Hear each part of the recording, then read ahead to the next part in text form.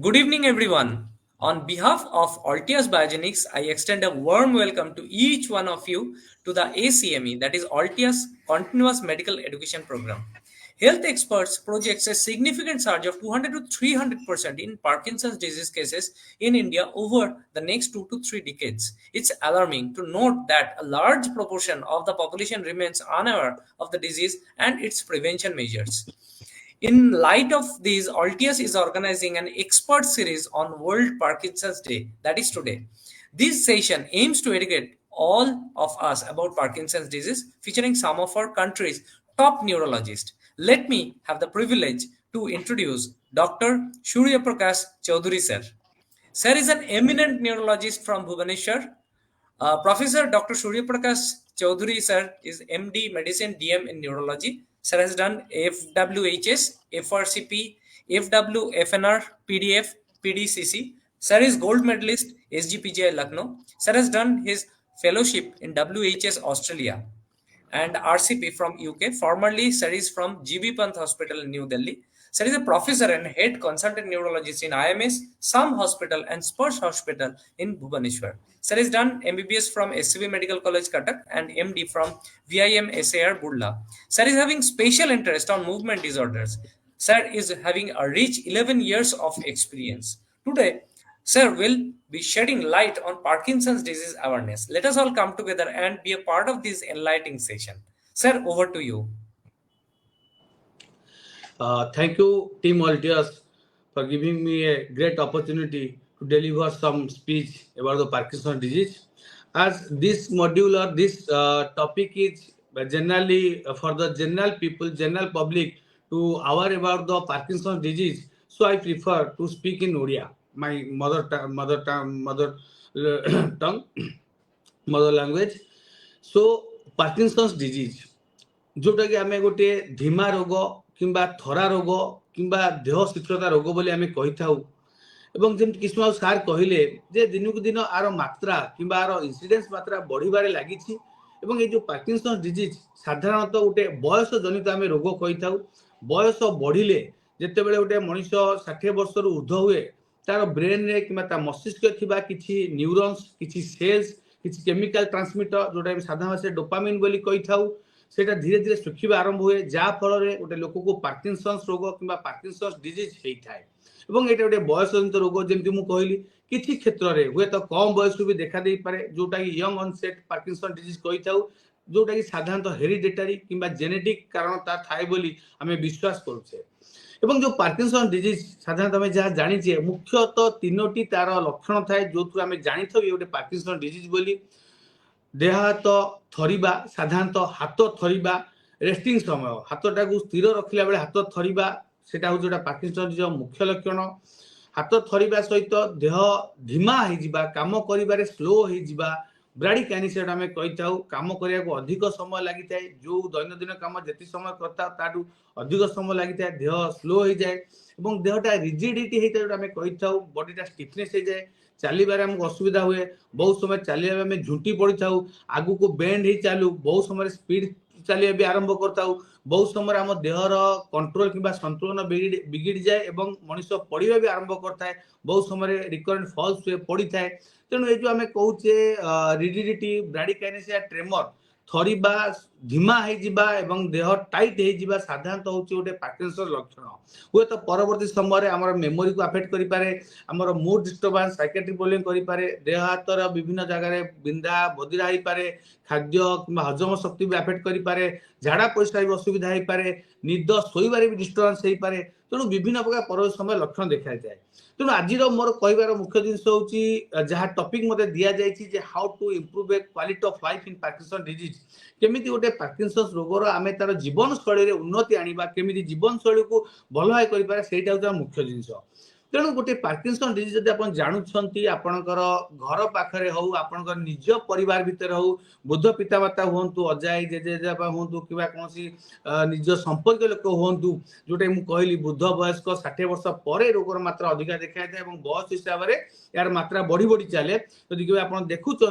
Parkinson disease देखा दूसरी केमी जानवे जमी मुझे कहली देह हाथ थरिबा धीरे धीरे चलवा देह स्लो हो बॉडी स्टिफ हो बारंबार पड़ा संतुलन बिगाड़ा ये जो प्रारंभिक लक्षण जोटा पार्किंसन डिजीज देखा दिए तो से लक्षण को चिन्हिकी आपको डाक्तर भाई परामर्श करवा निहाती आवश्यक तेणु जब आम क्वालिटी ऑफ लाइफ इम्प्रूव करने चाहूचे आम रोगटा को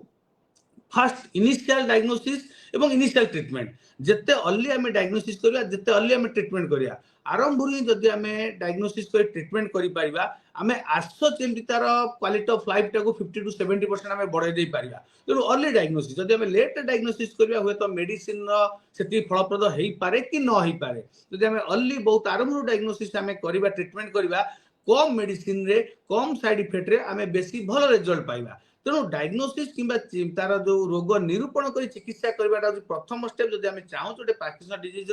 तार दैनंदिन जीवन में उन्नति हो कहीं जदिव मुझे कहबी ए रोग संपूर्ण भल हुए not a curable disease but it's a treatable disease जदि एटा पूरा भल हुए जेहेतु गोटे वयस्क जनित डिजेनेटिव रोग किंतु आमे जदि ताको ठीक समय ट्रीटमेंट करबा तो संपूर्ण भाव में लोक आरोग्य लाभ करती कि संपूर्ण भाव में जो सिम्पटम्स है लक्षण था संपूर्ण भाव में भी नियंत्रण हो पाए सेटा हूँ सब मुख्य उद्देश्य कि मुख्य आह्वान हवा निहाती दरकार समस्ते ये जिन जानतु केमती जानिकी प्रथम ट्रीटमेंट आरंभ करेंगे और ट्रीटमेंट आम गोल होया कथा केमिति कम ट्रीटमेंट रे बेसी भल रिजल्ट मिल कम साइड इफेक्ट हम से डाक्तर डिसाइड कर से ट्रीटमेंट देवे एवं आपन को कंटिन्यू ट्रीटमेंट रहा पड़ो समस्त जानवा दरकार जे पार्किंसन डिजीज थोड़ा आरंभ हेले हुए तो आमको जीवन सारा मेडिसिन खाया पड़ पारे कौन समय बिना डाक्तर परामर्श आप औषध बंद करेंगे ना जो समय औषध बंद करेंगे से समय हुए तो चलवा असुविधा हो पाए देह हाथ बेसी स्टिफ हो पाए कौटी पड़ पारती ब्रेन इंजुरी हो पाए ट्रमा हो पाए एक्सीडेंट हो पाए तेणु ये सब गोटे भयावहता रोचे जोटा कि आप regular medicine time to time जमी डाक्तर एडवाइस देवे से हिसाब से खाइए द्वितीय जिन हूँ physical training physical therapy physical exercise क्या आम जाने जन पार्किंसन डिजीज जहाँ हो चलवे बहुत बेसी किसी असुविधा होता है बॉडीटा स्टिफ हो जाए कि बॉडीटा टाइट हो जाए हठात बॉडी खोलेनी आराम से चली पारे बॉडी बालांस बिगड़ जाए से फिजिकल ट्रेनिंग जो कहते हैं फिजिकल एक्सरसाइज किंबा फिजियोथेरापी निहाती आवश्यकता रही से लोक केमी चलो केमी गेट ट्रेनिंग नब से सब जिन एक्सरसाइज निहाती दरकार जोटा आम मसल एक्सरसाइज कथा कहते मसल एक्सरसाइज आम आरंभ करवा तो सहीटा बहुत भल भाव में फलप्रद हो पाए जमी जानी गोटे लोक चलवे असुविधा हो हठात चली पारनी तेणु केमी सी स्लोली चलो कहीं से टेंडेन्सी स्पीड चली आगू पड़ जाती स्लोली चलो धीरे धीरे चलो सब रोगी को आम आडभाइस करा चलला बेले आप प्रथम गोईठी देकी स्टेप पकातु गोटे थाए जे बुलिला बेले बहुत असुविधा हुए तेणु आम सडन बुलाइबा कि मुव अराउंड करने कहबानी जब बुलिया चाहूँ तो यूटर्न नहीं बुलिया कहवा जे किसी स्टेप नहीं बुलिया आम कहवा जेहेतु बॉडी संतुलन बिगड़ी थाए बारंबार पड़ा चांस हो तो गोटे ओजनिया जिन दबा कि गोटे सार्प जिन चलिया मना करवा से जिन दूरे रखा जदि कौन लेट स्टेज पार्किंसन आसुँच कौटी जाऊँच तेणु समस्त जड़े लोक केमती सहित जीवे से जाना निहाती आवश्यक एवं जो एक्सरसाइज कथा आम कहूचे डेली रेगुलर फिजिकल एक्सरसाइज सेटार बहुत किसी आवश्यकता रोचे जदि फिजिकल ट्रेनिंग को आम जदि आउ कि जदि आगू बढ़ेबाटे आम प्रोफेशनल जो फिजिकल गेट ट्रेनिंग एक्सरसाइज रोचे जदि से आम ध्यान दे पारे आहरी बहुत भल इंपोर्टाट होता एवं आम जानी पार्किंसन डिजीज धीरे धीरे बढ़िबार लगे गोटे लोकर मानसिक संतुलन बिगड़ी पारे विभिन्न प्रकार मेमोरी डिस्टर्बांस हो पारे विभिन्न प्रकार साइकोसिस एंजाइटी डिप्रेशन ये सब हो पारे तेणु ये सब गोटे लोक को जिते बड़े हूँ पार्किंसन डिजीज आरंभ हुई जमी तार साइकेट्रिक मैनिफेस्टो आरंभ न हो से समय आमको साइकोलॉजिकल काउंसलिंग केमी सपोर्ट दबा केमी हेल्प करवा मानसिक स्तर में केमी आशा दबा जे नाई आप मेडिसिन खाइले भल इम्प्रूव करेंगे तो साइकोलॉजिकल ट्रेनिंग जो आम कहूँ साइकोलॉजिकल काउंसलिंग जो कहूँ से बहुत निहाती भल भाव आवश्यक एवं जमी कहचे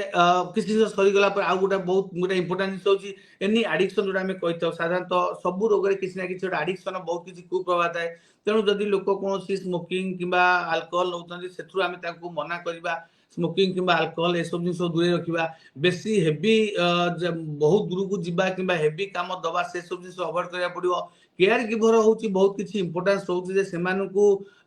जत्न नवा पड़ो टाइम टू टाइम तांकर रेगुलर मेडिकल चेकअप करिया पड़ो काईना मु जेमति कहली पार्किंसन डिजीज गोटे समय हिसाब रे जेमति ब्रेन सेल नष्ट हबो न्यूरॉन्स नष्ट हबो डोपामिन क्षय हबो सेही हिसाब रे हमकु तार मेडिसिन डोज बढ़ाया पड़े जोटा कि आमे पार्किंसन डिजीज गोटे रामबाण किंबा रामअस्त्र आमे जो दउचे लिवोडोपा कार्बिडोपा जो आमे व्यवहार करूचे तार डोज धीरे धीरे समस्या बढ़ाया पड़े तो जेमति सिम्पटम्स धीरे धीरे प्रोग्रेस करबा हमकु सेही हिसाब रे तार ट्रीटमेंट बढ़ाया पड़े तो रेगुलर फॉलो अप डॉक्टर परामर्श हिसाब रे मासु मास हो किंबा 3 मास रे हो जहाँ भी फॉलो अप करिया पड़िबो एवं जदियो मु कहबी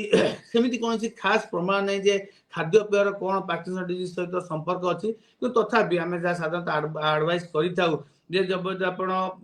ओमेगा 3 फैटी एसिड युक्त खाद्य खाइबे विटामिन डी युक्त खाद्य खाइबे तो हुए तो यार मात्रा टिके किछि मात्रा रे पार्किंसन डिजीज भलो उपकारिता देखै थाए एवं जो जमती जानि पार्किंसन डिजीज जदि हुए परवर्ती समय आम पेटरे गैस्ट्रोपारेसिस किंबा डाइजेशन प्रोब्लेम होता है कहीं आम इंटेस्टाइन मूवमेंट भी बहुत स्लो हो जाता है तो से समय आमको हाई फाइबर डाएट अत्यधिक फाइबर डाएट हो प्राणी हो ये सब जिन पीवा आवश्यक जोटा कि आम कन्स्टिपेशन कि पेट को सफा रखिपर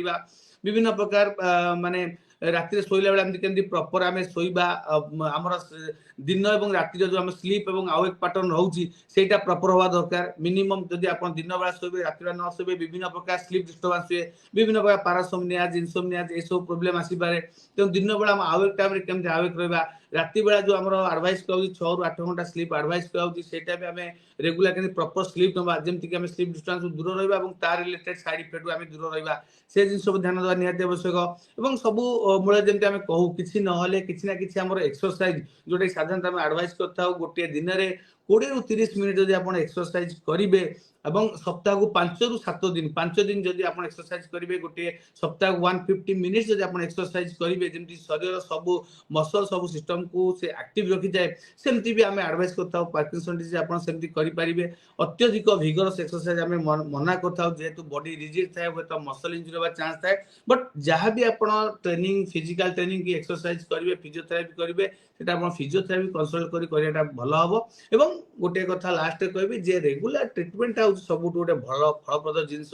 समय से आम निज ट्रीटमेंट करे नवा टाइम टू टाइम ट्रीटमेंट करे नवा तो निहाती भाव में आम तार लाइफ जो आम आज आलोचना कर क्वालिटी ऑफ लाइफ केमती इंप्रूव हम सेटा बहुत दिन पर्यंत गोटे लोकर विदाउट एनी बेसी साइड इफेक्ट विदाउट एनी बेसी कॉम्प्लिकेशन से बहुत दिन भी हुए तो सुस्थ रही पारे पार्किंसन डिजीज पे बहुत प्रकार मेडिसिन आजिकल मार्केट आसलानी मेडिसिन जदा विभिन्न प्रकार इंजेक्शन इनफ्यूजन पंप आजिकल एडवांस्ड ब्रेन सर्जरी भी आसलानी डीप ब्रेन सर्जरी आसलानी जो थरे भी लोक बहुत भल फलप्रद होती जो जगह मेडिसिन फेलियर होती तो ट्रीटमेंट पद्धति बहुत किसी वाइड हो गलानी पार्किंसन डिजीज पे डे बाय डे रिसर्च आम बहुत किसी नुआ मेडिसिन मॉलिक्यूल्स भी डिस्कवर करते जोटा कि आजिकल बहुत भल फलप्रद भी होती तेणु जिते बड़े आपको सिम्पटम्स आरंभ होची आपण डाक्टर को परामर्श करतु डाक्टर परामर्श औषध खातु जहाँ कि केयर गिवर जो मैंने तो रोचे फैमिली सपोर्टर्स रोचे तो ये जिन ध्यान देवे निहाती भाव में गोटे पार्किंसन डिजीज लोक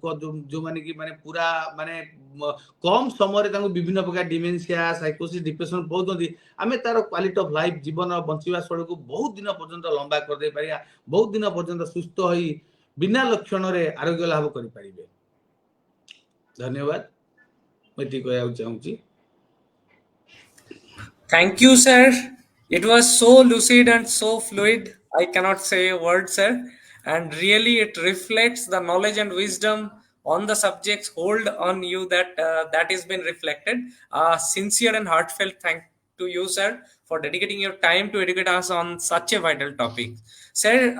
Altius का मकसद है हमेशा एक quality product with affordable price देना नहीं है सिर्फ sir to spread this type of awareness is also our hallmark and from heart we believe in that concept in Altius sir बहुत सारे पेशेंट्स होता है जो लोगों को पता भी नहीं होता है कि this is really a disorder बहुत लोग बोलते हैं कि एज हो गया है ये तो होगा ही होगा हाथ पैर कपेगा ऐसा होगा and often their parents and their family members feel neglected तो सर ने जैसे बोला है to all the audience please feel free to contact Surya Prakash sir and the nearest neurologist as early as possible. जितना जल्दी हम लोग उन लोगों को न्यूरोलॉजिस्ट के पास लेके आ पाएंगे, उतना अच्छा एक बेहतरीन लाइफ हम लोग वो पेशेंट्स को एंड फैमिली मेंबर को दे पाएंगे. And one patients of Parkinson's disease is not only that person is suffering, sir ने जो बताया है, as a total family is suffering. So better to take care about the advantage and lots of future is there with the Parkinson's patients. घर पे क्या क्या करना है, क्या नहीं करना है, how to identify, entire total concept sir ने हम लोगों को बताया. Sir, your dedication and raising awareness is truly commendable and your insights is invaluable to us. And sir, in future जब भी हम लोग ऐसे अवेयरनेस प्रोग्राम करेंगे, जरूर आपका सहायता मिलेगा एंड आपको एक बार रिक्वेस्ट करेंगे. We are really thankful for your participation. Thank you, sir. Thanks a lot. Thank you, Team Alias. Always for you and always for the people. Thank you.